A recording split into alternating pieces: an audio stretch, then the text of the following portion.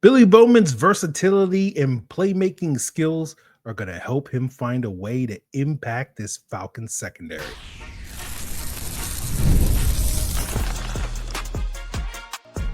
You are Locked On Falcons, your daily Atlanta Falcons podcast. Part of the Locked On Podcast Network, your team every day.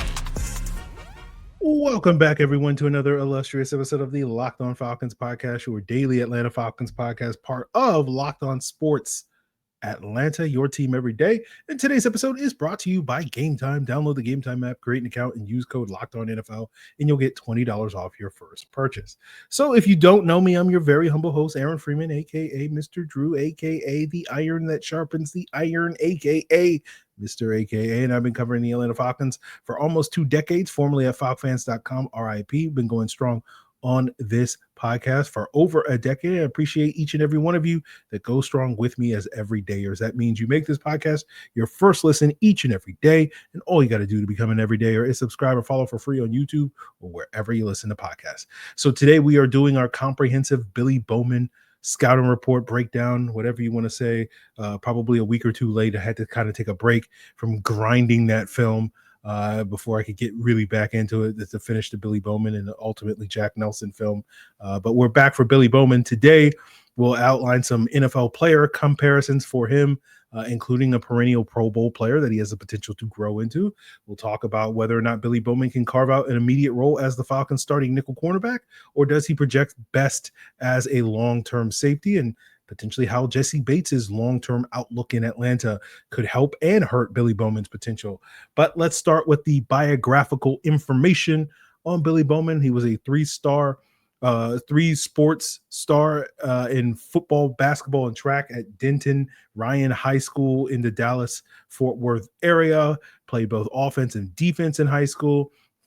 Eventually made the full-time switch to defense in college, but he was a 4-star recruit from Oklahoma, was one of the top recruits in the final recruiting class of Lincoln Riley at Oklahoma alongside Caleb Williams.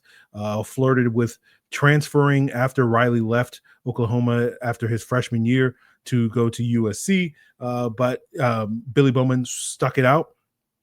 And, as our Locked On Sooners hosts John and Jay talked about last week, I think on the podcast or whenever that was, it feels so long ago. They all blur together, guys. But talked about how, Billy Bowman's leadership and character and kind of was the heart and soul of that Oklahoma defense these last couple of years, and sort of it paid off for him in terms of sticking out, and was very productive over those last 3 years in Oklahoma. 11 interceptions across those 3 seasons, including 3 pick sixes in his junior year in 2023, had a fumble return for a touchdown in 2024.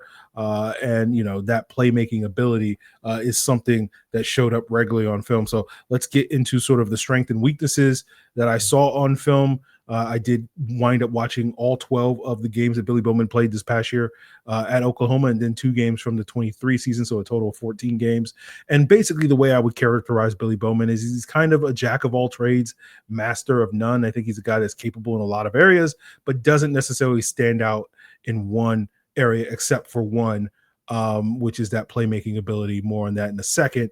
He does have good speed. Right, you compare that to, say, Xavier Watts, right? Who will spend a decent chunk of today's episode making those comparisons, given they play similar positions. But it's kind of like, to me, Xavier Watts was a very good anticipatory safety that doesn't have ideal speed, while Billy Bowman was less effective as an anticipatory safety with more speed. It's kind of the notion of like QB arm strength, where like if you don't have as strong an arm, you have to throw with better anticipation. And that to me was kind of Xavier Watts, while Billy Bowman was more the guy that wasn't necessarily anticipating throws and like, yeah, I could be a beat late because I can fit the ball in there from an arm strength standpoint. And that speed, I think, allowed Billy Bowman to do that. And so that's going to be something I think he'll have to get better at, but I think he has the potential to get better at at the next level. But that one standout ability that Billy Bowman does have is that knack for making plays. And that's really an intangible skill rather than these tangible skills, tangible being things that you can measure like height, speed, strength, etc. And intangibles tend to be a little bit harder to measure. But Safety and quarterback, not to be confused with cornerback, are two of the positions that I do think, the intangibles probably are, I won't say more important, but when you're using that sliding scale, of tangibles versus intangibles, you tend to put a little bit more stock with the safety and quarterback positions with the intangibles than you do with the tangibles with compared to other positions. And so, that gets us to our weaknesses with Billy Bowman. I think a lot of it is those sort of tangibles, the height, the weight, the lack of length, right? That even if we use his pro day numbers from this past year, which were better than the combine numbers, his height would be 10th percentile among safeties, according to mockdraftable.com. His weight would be 13th percentile, being 5'10" and 196, right? His arm length of 29 and an eighth inches would be first percentile among safeties. Now, when you project those same heights, weights, and arm length to cornerback, it fares a little bit better, right? He's 28th percentile height at cornerback, 65th percentile weight, but still first percentile arm length at that cornerback position. And to me, that makes it make sense why the Falcons are wanting to potentially move him to a nickel quarterback, because guys his size are much more common at corner than they are at safety, particularly in the slot. But that lack of size does show up from time to time on film, less so in coverage, because he wasn't necessarily asked to be a lockdown, cover corner at Oklahoma. But we'll see. We'll talk more about his ability to project as a slot corner later in today's episode. But like that lack of size really shows up in run support, whether we're talking about him as a tackler, whether it's fitting the run, whether it's getting off of blocks. Like his arm length led to a lot of issues wrap tackling, right? I counted 20 missed tackles in the 14 games that I watched. You compare that to the 17 I think I counted in the 11 games that I watched for Xavier Watts. You also saw that with Billy Bowman, at least his struggles to get off blocks. And that's not just from like 300-pound offensive linemen on screen passes or anything like that, but even like 180-pound wide receivers had very little issue sort of blocking him. And he struggled to get off those blocks. And so I do think, playing him closer to the line of scrimmage will benefit him. I think he's better in coverage when he plays closer to the line of scrimmage. Like when he was asked to play deep, it was a little more hit and miss. He has a tendency to have a certain cheating streak in him that's very similar to one Jessie Bates. We'll talk more about that later. But I do feel like, whether it's playing the hook zone or, in those intermediate zone ranges, I thought his film as a cover guy in those zone coverages was a lot better the closer he got to the line of scrimmage. But again, the challenge of playing him close to the line of scrimmage, given how undersized he is, that could also be a limiting factor. So when we look at the overall summary of Billy Bowman, in a lot of ways, he's very reminiscent to me of what I thought about Richie Grant when watching his college film at UCF 4 years ago. And for those of you that may not recall those conversations from 4 years ago when we drafted Richie Grant, I basically talked about how I wouldn't have graded Richie Grant higher than like a third or fourth round guy. But the hope was that with the Falcons taking him in the second round of that 2021 draft, that they would get more value out of him than his quote unquote natural ability or skill set would lead you to believe, because of playing in a Dean P scheme that, would accentuate some of the versatility that Richie Grant, being similar sort of jack of all trades, master of none type of safety prospect, that a versatile scheme like Dean Pease that's going to use his safeties in a lot of different ways would, maximize that ability. And to be fair, it kind of did, because when you look at Richie Grant's best year in Atlanta in the 4 years he played in Atlanta was, his second year under Dean Pease back in 2022 when he was a starter. And so I do wonder a little bit, at least with the current regime and potentially future schemes that the, future regimes may implement here, depending on, what happens with the current coaching staff and scheme and whatnot. I don't know if this current scheme under Jeff Ulbrich is one that I would describe as one that's like conducive to maximizing a versatile safety like a Billy Bowman in the ways that we're talking about a Dean P scheme but we'll sort of see on that front. But, I don't think the Falcons are really, I think Bowman's versatility is going to be an asset for them, but I think immediately the Falcons are really focused on the area of that versatility that is going to allow him to carve out a role as a nickel corner And that will get us to our next conversation is what are the chances that we do see Billy Bowman not only win that starting nickel cornerback spot over guys like D. Alford and Clark Phillips, but we'll also talk about the potential that if he doesn't necessarily stick long-term at nickel cornerback, what is his potential to stick long-term as a starter at safety? And we'll get into all of that, guys, as we continue today's Locked On Falcons. So we love the NBA playoffs, especially the finals, the intensity of the buzzer beaters and game time. Our friends are going to let you get those tickets to go see those NBA finals. But I know for many of you, like, watching these last couple of games of the Thunder versus the Pacers may not necessarily be on your radar because you don't find yourself in, Naptown or, the middle of Oklahoma. Or their vicinities. And so that doesn't mean that you can't find some ways to get something out of game time, whether it's those last minute deals for Major League Baseball tickets or game time's the place that you want to, secure your upcoming tickets in order to see, Billy Bowman in Atlanta this upcoming fall. And all you got to do is head on over and download the Game Time app, because it's going to take the guesswork out of buying tickets. And we know with their panoramic seat views, you can find the perfect spot to go see where Billy Bowman can snag that pass deflection as a playmaker. And so all you got to do is download the Game Time app, create an account, and use code LOCKEDONNFL, and you'll get $20 off your first purchase. Terms apply. Again, create an account and redeem code LOCKEDONNFL, and you'll get $20 off. Download the Game Time app today. Last minute tickets, lowest price guaranteed. So we know that despite Billy Bowman primarily being a safety in college, the Falcons have gone on the record and said we expect him to come in and compete for that starting nickel spot right away at cornerback. And I think Billy Bowman has a decent to good chance of winning that spot, right? He did get some extended reps at slot during the Senior Bowl.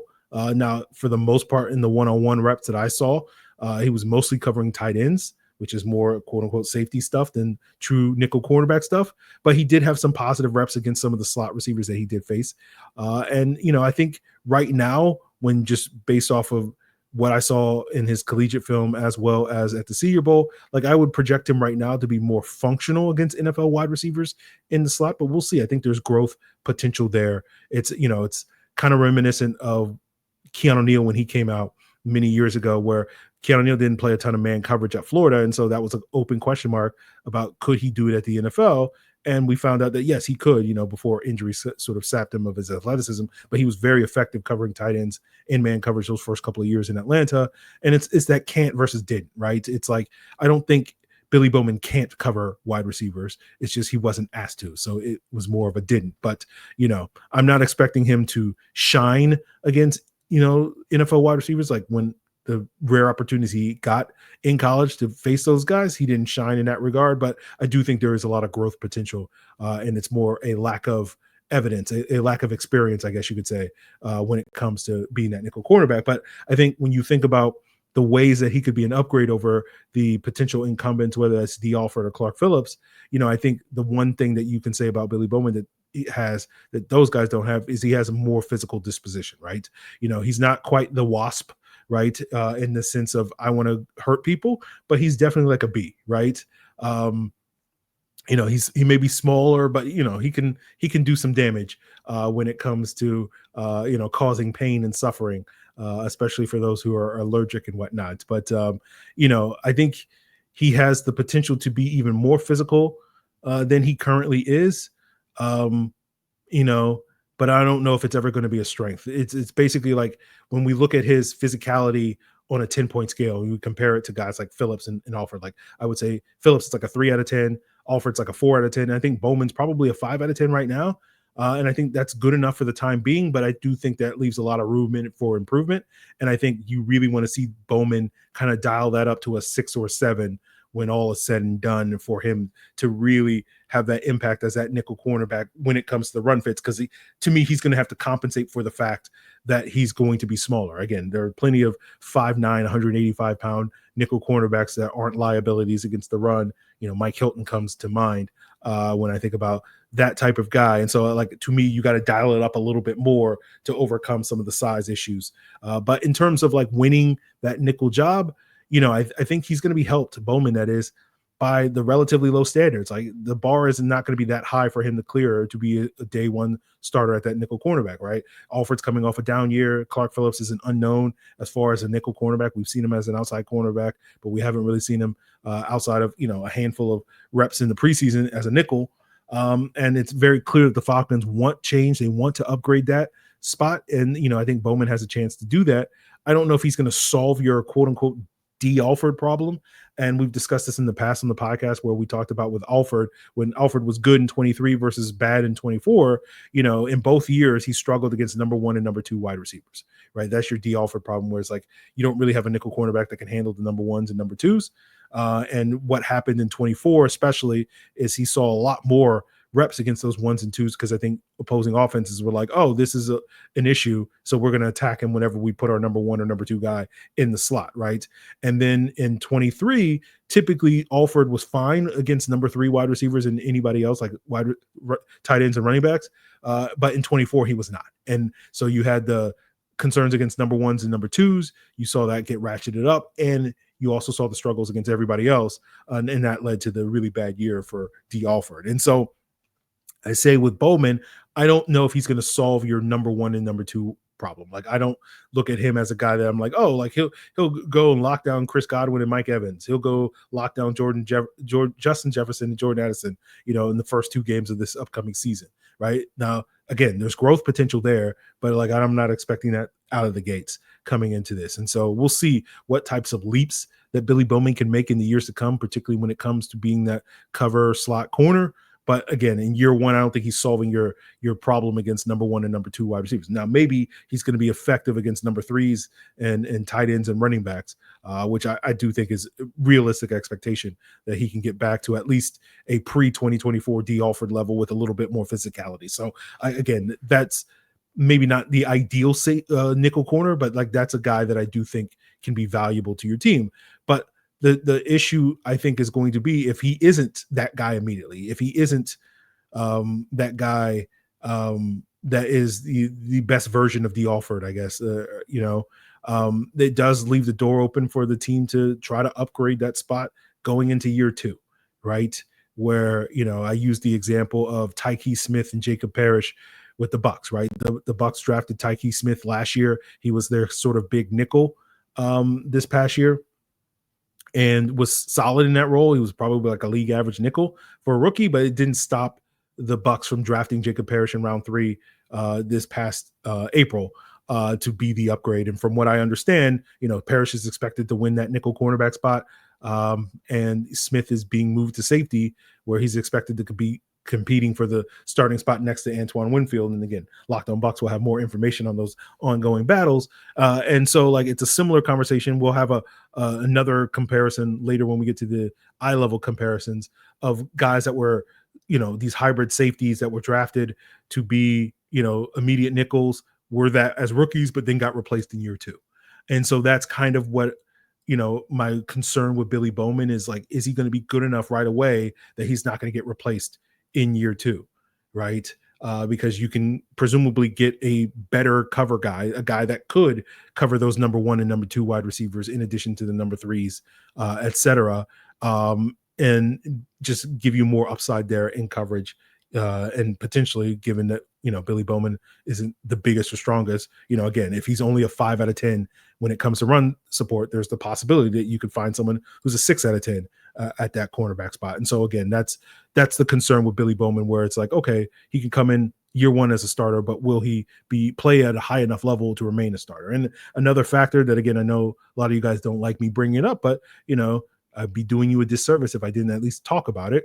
But, the possibility of a regime change in the near future, potentially as early as 2026, right? Where we know that a new GM, a new head coach, they like to bring in their own guys. And so, in the case of Billy Bowman's ability to stick long-term at nickel, like, it really behooves him if the current regime remains in place, so that, for multiple years, so that he has that opportunity, because a new regime is not going to necessarily have the same loyalty to Billy Bowman as the current one does. So, I don't sit here expecting, not to say that it can't or won't happen, but I don't expect Billy Bowman, as we sit here today, to be anything more than like a stopgap option at nickel. And so that brings up the question of what is his long-term outlook at safety. And I do think it's better that way, but there are factors and obstacles in his way. And this goes back to a conversation I had earlier last week with Trayshawn Diaz of the Falcoholic about Jessie Bates' future, and kind of wanted to have that conversation so that it would inform today's conversation about Billy Bowman. But in case you missed it, basically Jessie Bates is signed through the 2026 season. There's incentive for the Falcons to try to extend his contract after the 2025 season. And that whether that happens could go a long way to determining Billy Bowman's future at the safety position, because let's say hypothetically the Falcons extend Bates 2 more years. So he's signed through the 2028 season. Instead, 2028 would be the final year of Bowman's rookie contract. And so theoretically, Bates, signed through 2028 would block Bowman from being a starter at safety throughout Bowman's rookie contract. Now, it's of course possible that there's 2 safeties, and so there's another spot. But again, the expectation I have, maybe your expectations are differently, but Xavier Watts is going to probably man that other spot. And again, you can get more insight into my thoughts on Xavier Watts and why I'm a little bit more optimistic about his ability to lock down that spot. But I feel like Watts is essentially a more natural safety prospect than Bowman. Also complements Bates' skill set much more better. He's going to, be immediately asked to play safety, so he's going to have a leg up potentially on Bowman, who will spend his rookie year probably splitting his time at nickel and safety and whatnot. And so to me, you have 2 significant obstacles to Bowman being a long-term option, starting safety, right, in Watts and Bates. And when I think of Bowman's skill set, very similar to how we've discussed Richie Grant the last couple of years, given that versatility, that may be a guy that's better suited to be a third safety long-term than a true blue starter. Now, if the Falcons don't extend Bates beyond 2026 for whatever reason, and if it's not clear from that previous conversation I had with Trey, I do think the odds are probably in favor that 2026 will not be the last year of Jessie Bates's career here in Atlanta. I just don't think it's a slam dunk. But if they don't extend Bates, that puts Bowman potentially on the path to take over for Bates as early as 2027. And I think Bowman brings a lot of skills similar to Bates, right? Being that cheater, right? And who better to learn from the master of non-monogamy than Jessie Bates himself. And for those of you that are new here, when we talk about Jessie Bates being a cheater, we're talking about a guy that, likes to not always do the assignment that is drawn up for him on the play sheet. And that leads to him being able to make a lot of plays. I think Bowman has that cheating streak in him. It didn't quite work out in the way that he ideally would want. It left some of his corners out to dry and led to some big plays against Oklahoma's defense this past year. But again, who better to learn from? If you want to master how to sneak out on your girl at 3 a.m. and not get caught, Jessie Bates does it better than anybody else. And of course, you couple that with, Xavier Watts, as I discussed on that earlier episode about him, has the skill set that perfectly enables that type of cheating, given that he's a little bit more disciplined. He's gonna cover for you when people are looking for where you are, where you say you're not where you're supposed to be at 3 a.m. and whatnot. So I do think Bowman has that potential, but we'll have to sort of see. Now, do I think Bowman is going to be the next Jessie Bates and be that all-pro caliber safety by the end of his rookie contract like Bates was in Cincinnati? I wouldn't bet on it, but it's certainly a possibility, and we'll get more into that future and potential when we get into the floor, ceiling, and eye level comps. But overall, I would say, if it's not clear, when I'm projecting Billy Bowman, I think he's much likelier to be more of a role player and a backup than a long-term starter, whether we're talking about nickel or safety at the position. But it's not because I don't think he's good enough to be the long-term answer at either one of those spots. It's just there's not really as clear a path for him to start at either one of those spots. Whether it's the safety, the presences of Watson and Bates at the safety position, or the possibility of finding better options at that nickel cornerback position. You don't have that right now, but there's nothing really stopping the Falcons, at least in the future, from finding better options there. So we'll see what that leads to, and we'll get into those floor, ceiling, and eye level comps for Billy Bowman as we wrap up today's Locked On Falcons.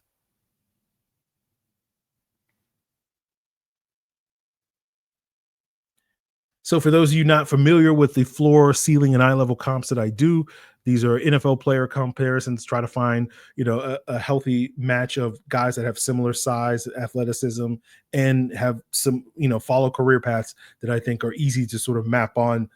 Billy Bowman's potential. The floor is, to me, what I think the player is day one right now, week going into week one of this upcoming season. The ceiling to me is the max potential of what that player could be 3-5 or more years down the road. And then the eye level is the kind of midpoint between them, which is, you're probably not going to get the ideal circumstances that lead to you reaching your ceiling in terms of development, but you'll get some development in the NFL. And so therefore that eye level is going to be the most accurate projection of what the player is likely to be going into the NFL. So starting with the floor, my floor comp was Jamie Robinson. Typically, I don't like doing floor comps of guys that have been in the NFL for less than 4 years because there's the potential of a breakout year 3 or year 4 campaign that will make these comps age poorly. I don't think that's going to be quite the case with Jamie Robinson. So I feel at least decent about making this comp. But for those of you not familiar, Robinson was a 5th round pick for the Panthers in 2023, similar undersized safety at FSU, didn't really get much opportunities to play in Carolina the last 2 years, 75 defensive snaps across 21 games over these last 2 years combined, over 300 snaps on special teams. And when Robinson did get on the field for the Panthers these last 2 years, it was primarily as a third safety and big nickel or dime stuff. Nothing to write home about, to the point that the Panthers cut him at the end of last season and was scooped up by the Cardinals. And from what I've seen, looking at some early 53-man roster projections, not a lot of people expect Robinson to make the Cardinals roster at this stage, which is why I'm not as worried about this comparison aging poorly. But, essentially what Robinson is bringing, he's a third safety, can be a contributor, functional, adds depth, can contribute on special teams, but isn't necessarily a guy that's going to wow you in any sort of ways that's like, oh, this guy's really moving the needle. He's the 6th best defensive back on your defense. And again, that's a guy that can contribute in certain situations, but isn't necessarily a guy that is like changing the face of your defense. And I think, Bowman can be that guy right away. He can obviously be more than that right away, but at the bare minimum, that's what I expect Bowman to be right away in Atlanta. Now, when we look at the opposite end, the ceiling comp I have is Budda Baker. And he was a safety at Washington primarily, but did get a lot of run at the nickel cornerback spot in his final year at Washington, playing under then James Lake, a first-time defensive coordinator at Washington. You may be familiar with him. Baker got to the NFL, and sort of his initial role the first 2 years in Arizona was basically he was the hybrid nickel safety that replaced Honey Badger, who manned that spot for the previous 5 years or whatever it was in Arizona before he moved on to Houston or Kansas City or wherever he went after Arizona. And then, I think in Baker's 3rd year, Arizona drafted Byron Murphy, and he became their full-time nickel. And again, that's where you're not stopped from upgrading that nickel cornerback spot. And Baker was more of a true safety at that point. Now he does spend a healthy amount of time playing in the slot where he's been very effective. And Budda is very similar size, 5'10", 195 pounds, 4.4 speed, is willing to throw his body around, being more of that human missile that we labeled Billy Bowman at times. I know Locked On Sooners made the Antoine Winfield comp. They're very similar athletically, Winfield and Bowman. I just think Winfield was far ahead from an quote unquote instinct standpoint. The neck up stuff, I thought he was just much better than Bowman was coming into the league, but that's a potential outcome as well. But I think Budda being a better fit and better comp, given his versatility, his smart, his toughness, his willingness to throw his body around, even though it still at times shows up as a liability against the run because of his smaller stature. But I think Bowman has an opportunity that if he does get long-term run at safety, he has the upside to be, Budda Baker plus, because in a lot of ways, Budda Baker is not a big-time playmaker. He has 7 career interceptions across 8 NFL seasons, only had 5 interceptions in 3 years at Washington. And despite not necessarily being a guy that gets a ton of on-ball production, Baker's been a 7-time Pro Bowler. And so I can imagine a world where you're getting similar ability with Billy Bowman, but you're also getting the on-ball production, again, given that intangible skill of just being in the right place at the right time to make plays. And that's a guy that has the potential to be a perennial Pro Bowler if Bowman can reach that potential. So we'll see if he does. I think the more realistic projection for me with Billy Bowman is my eye level comp, and that's Elijah Molden, another James Lake disciple at UW. Molden was much more of a pure nickel corner in college, but a lot of people thought he would transition well to the safety in the pros. He was drafted in third round by the Titans in 2021, started right away as a nickel, was solid from all I can tell. Again, Locked On Titans might have a little bit more insight into that, but that didn't stop Tennessee from upgrading that spot in going into Molden's second year, drafting Roger McCreary in year 2. In 2022, took over as a full-time nickel and hasn't looked back. I think many people consider McCreary to be one of the 5 to 10 best nickels in the NFL. And so it's essentially, again, don't let the solid or good be the enemy of great when it comes to that nickel cornerback's position. And we saw that with Elijah Molden. That's something that we potentially could see with Billy Bowman. Molden then moved full-time to safety, served as the Titans' third safety in 23 behind Kevin Byard and Amani Hooker. Then they traded Byard, and Molden became the number 2 sort of safety, was solid from, again, what I heard, but wasn't necessarily stopping the Titans from going out there and signing veterans like Quandre Diggs and Jamal Adams this past offseason. Again, you got a new general manager coming in, and so it's like, let me bring in my guys. And they wound up trading Molden to the Chargers this past summer, where he was, again, the third safety behind Derwin James and Alohi Gilman, played well in that role, primarily as a deep guy, earned a multi-year contract from the Chargers this past offseason, is one of the higher-paid backup safeties in the NFL, and probably would be considered a starter caliber guy for a number of teams, but is probably ideally suited to be a third safety. And that's what I picture the likeliest path for Billy Bowman, is that Molden path, where it's like, okay, year 1, nickel, gets upgraded at some point in the future. Then he becomes the third safety behind Bates and Watts, and should be able to thrive in that role. And given his versatility, given his ability to do some of the deep stuff, do the slot stuff, similar to what Molden was in Tennessee and LA, and be effective third safety long term. And again, I think be a valuable depth piece and role player for you. Has the potential to be a high-end starter, but I wouldn't necessarily project him to be there, because the path to getting there isn't quite as clear because of, the presences of guys like Xavier Watson and Jessie Bates in Atlanta for multiple years, right? It'd be different if Jessie Bates was going into a contract year. We would be like, oh, Billy Bowman's going to take over for him in 2026 or whatever, but that's not necessarily the case. So we'll see on that front. But, I think Bowman has a lot of potential for development down the road, but is going to be valuable to this team, and it's a similar conversation that we're having with James Pierce and Jalen Walker, right? Where there's a little bit more boom bust to those guys. They're a little bit more dependent on, the environment to foster the development of things going right? You need the kind of current regime to kind of stick multiple years to see their vision of what these players are through, because there's no guarantee that a different regime is going to come in and share that same vision. But when we say boom bust, we're not talking about, like these guys are going to be out of the league in 3 years type of bust. But, given the expectations that Walker and Pierce have as first round picks, if they just wind up being role players, people are going to call them busts. It's not to the same degree with Billy Bowman being a 4th round pick.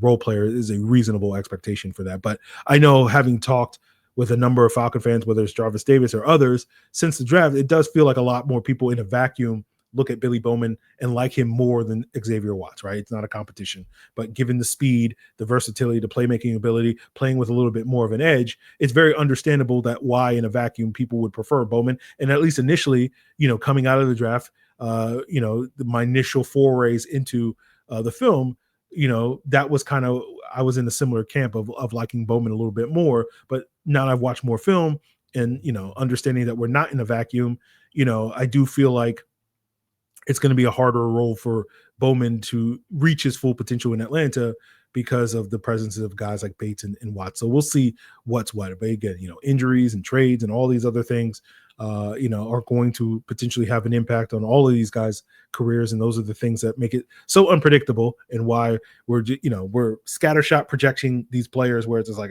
I don't know what's going to happen. I don't know what's going to happen with this coaching staff. I don't know what's going to happen at this position or that position, who's going to get extended, who's going to get cut, who's going to get traded, all that stuff. And so we just kind of, scattershot projection, and somewhere, something, we just throw enough stuff at the wall, something's going to stick. So we'll see. Again, I think in the end, Bowman's playmaking ability, his versatility is going to allow him to carve out a role, even if that's just as a dime safety, or a third safety. So I think he'll add some value to this Falcons defense. It's just a question of, is it going to be, the perennial Pro Bowl caliber playmaking ability, an upside that he definitely has the upside to have. But are we going to get, a poor man's Jessie Bates, a poor man's Budda Baker, or Antoine Winfield type of player? Maybe, hopefully, we hope. But, more than likely we'll get a solid contributor like an Elijah Molden. So we'll see what Billy Bowman does on that front. That's going to do it for us here on today's episode. We'll obviously be back later with a Jack Nelson breakdown. I know that you guys have been waiting so patiently for the incomparable Jack Nelson breakdown here on the podcast. But continue to make Locked On Falcons your first listen so you don't miss that episode. Check us out on YouTube or wherever you listen to podcasts so you don't miss it. And then for your second listen, check out the Locked On NFL Scouting podcast, where Kyle Krabs and Joe Marino are going to make you the most informed fan all summer long. It's all part of Locked On Podcast Network, your team every